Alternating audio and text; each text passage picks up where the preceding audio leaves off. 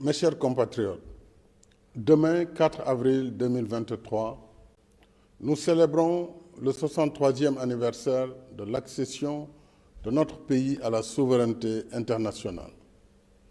J'adresse à chacune et chacun de vous mes chaleureuses félicitations.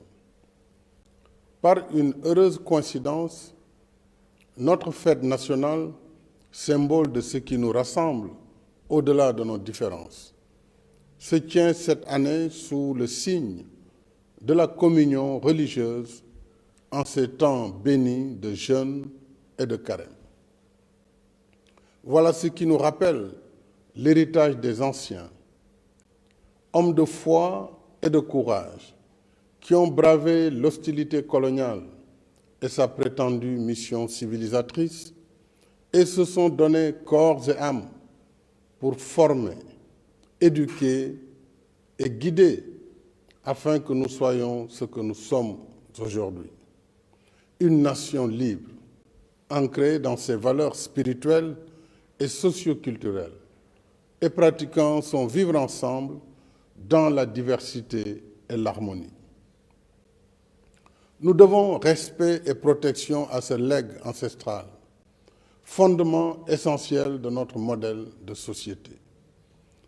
Je rends hommage à nos résistants et à nos héros qui, aux heures sombres de l'esclavage et de la colonisation, ont livré la bataille de l'honneur et refusé, au péril de leur vie et de leur liberté, que le destin de notre peuple soit scellé dans la servitude et l'aliénation.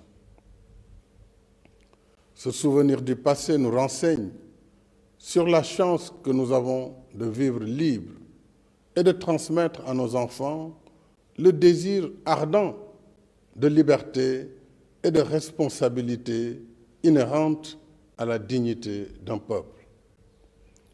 La fête de l'indépendance est aussi un exercice mémoriel en souvenir des sacrifices immenses de nos anciens combattants pour la défense du monde libre. Je vous salue avec respect et affection, chers anciens combattants. Le souvenir de vos sacrifices restera toujours gravé dans notre mémoire collective.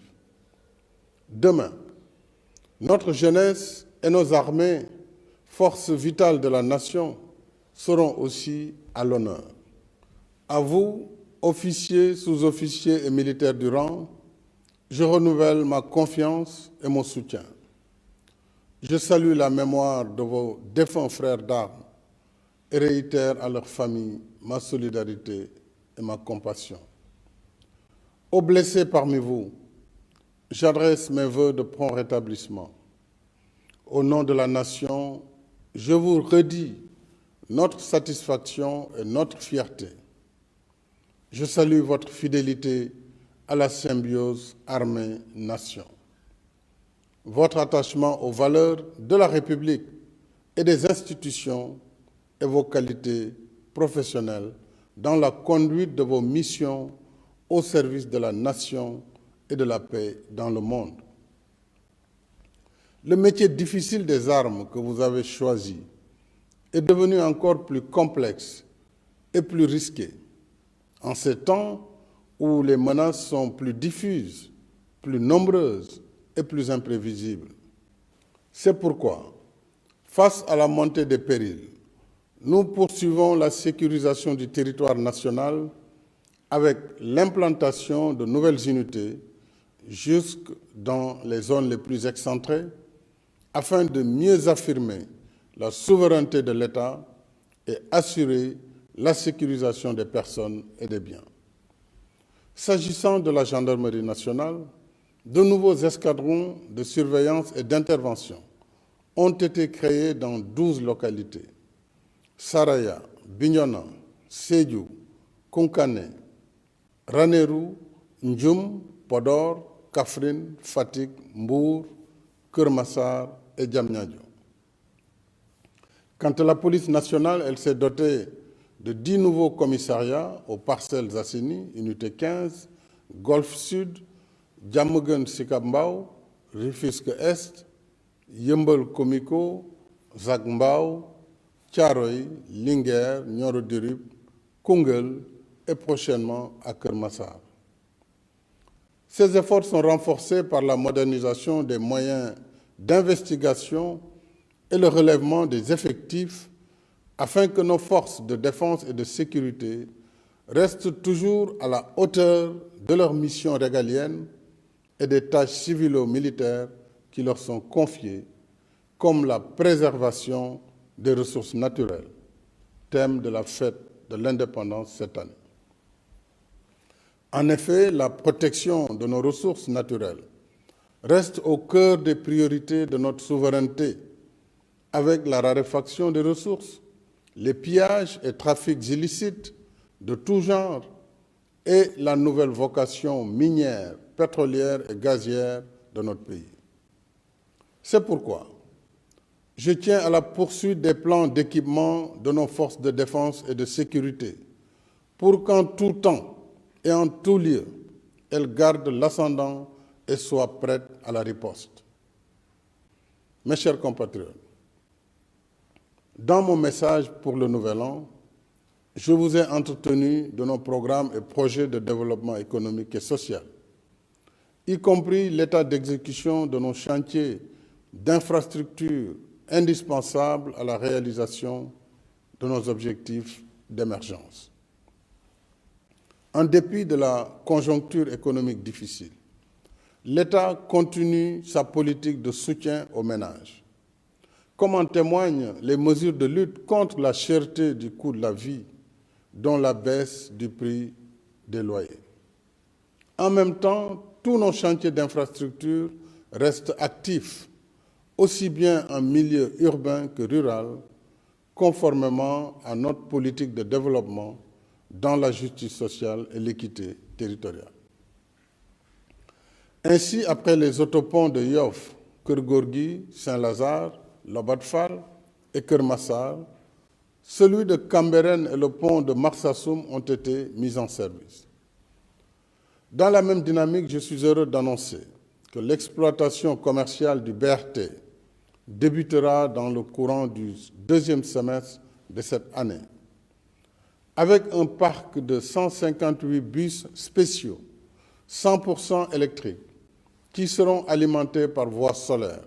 C'est une première mondiale. Les premiers bus seront livrés en mai.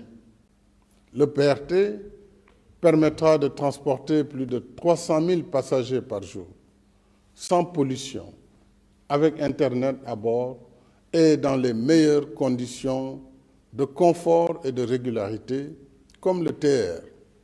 Il réduira de 90 à 45 minutes le temps de transit entre Guédiawaye et Dakar et mettra au travail 1000 jeunes dont le recrutement est en cours. Mes chers compatriotes, demain, aux côtés de nos vaillantes forces de défense et de sécurité, notre jeunesse vibrante sera aussi à l'honneur, à la place de la nation, parce que c'est elle qui, assurant la relève, porte nos espoirs pour le futur. À vous les jeunes, je voudrais vous dire que je mesure pleinement vos rêves, vos aspirations et ambitions légitimes d'être utiles à vous-même, à vos familles et à votre pays. Vous resterez au cœur de mes préoccupations. C'est le sens des investissements que nous continuons de faire dans l'éducation et la formation, y compris pour nos daara modernes. C'est aussi le sens de nos politiques de soutien à l'employabilité par l'enseignement du savoir-faire. Dans tous les pays, l'expérience montre que si la diffusion des connaissances livresques permet d'avoir un diplôme, elle ne suffit pas pour offrir la qualification nécessaire à l'emploi ou à l'auto-emploi. C'est pourquoi nous développons davantage l'enseignement professionnel pour mieux préparer notre jeunesse à la vie active. Nous voulons qu'à chaque niveau de formation et de diplôme, correspondent à un niveau de qualification qui facilite l'insertion dans le marché de l'emploi. C'est ce que nous faisons avec succès dans nos instituts supérieurs d'enseignement professionnel, ISEP. Et c'est ce que nous comptons faire avec le programme déjà finalisé de 38 centres départementaux de formation professionnelle. En même temps, la DER poursuit ses activités de financement, d'encadrement et de conseil en soutien aux femmes et aux jeunes sur l'étendue du territoire national. Quant au programme Xëyu Ndaw ñi, il a généré à ce jour 63 650 emplois sur les 65 000 prévus, alors que 14 150 jeunes débutants ont bénéficié de la convention État employeur sur l'objectif initial de 20 000. Le programme de domaines agricoles communautaires, PRODAC, et les agropoles s'inscrivent également dans la réponse à la problématique de l'emploi et de l'entrepreneuriat des jeunes, avec la création de pôles de développement économique dans nos terroirs. Nous ferons encore plus pour l'emploi des jeunes avec l'exploitation prochaine de nos ressources gazières et pétrolières. Ainsi, en collaboration avec nos partenaires, l'Institut national du pétrole et du gaz a formé 78 ingénieurs et techniciens déjà opérationnels. D'autres sont en cours de formation. En outre, à la faveur de la loi sur le contenu local, j'engage notre secteur privé national à investir davantage dans la chaîne de valeur de la filière gazière et pétrolière afin de créer de nouvelles opportunités d'emploi et d'activités génératrices de revenus pour nos jeunes. Je me réjouis de pouvoir échanger sur ce point et sur d'autres avec les dirigeants des organisations patronales au cours de l'audience que je leur accorderai dans les prochains jours.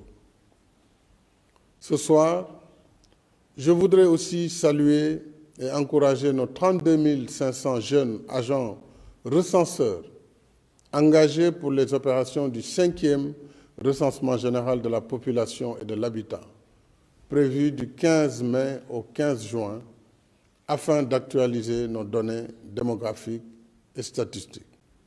Mes chers compatriotes, la fête de l'indépendance qui marque notre liberté retrouvée nous rappelle en même temps l'histoire qui nous lie et nous oblige à bâtir sur la terre de nos ancêtres l'héritage que nous devons laisser à nos enfants. Chacun de nous en porte la responsabilité. Dès lors, il nous revient de puiser à la source des anciens la sagesse qui inspire le dialogue et la concertation pour surmonter nos différences afin de rester la nation sénégalaise qui nous rassemble et nous ressemble. Une nation de coexistence pacifique où le sort de chacun dépend de celui de son prochain, parce que nous sommes une seule et même famille. Dans cet esprit, je reste ouvert au dialogue et à la concertation avec toutes les forces vives de la nation dans le respect de l'état de droit et des institutions de la République pour un Sénégal uni, un Sénégal de paix, de stabilité et de cohésion nationale. Vive le Sénégal, vive la République. Bonsoir et bonne fête de l'indépendance.